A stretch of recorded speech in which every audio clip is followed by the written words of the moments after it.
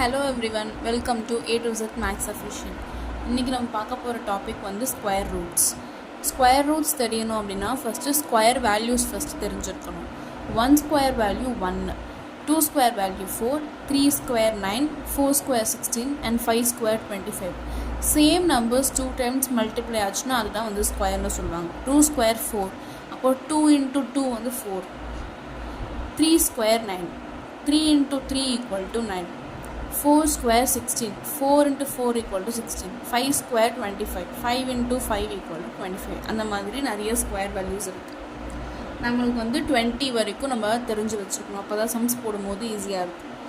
இப்போது square root அப்படின்னா இதுதான் வந்து ரூட் சிம்பிள்.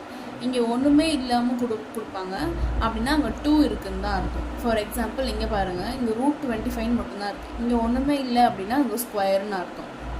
அப்போது இங்கே வந்து ஆர்டர்னு சொல்லுவாங்க, ஆர்டர் வந்து 2. இப்போது ஸ்கொயர் ரூட் ஆஃப் 25 வேல்யூ வந்து ப்ளஸ் ஆர் மைனஸ் 5.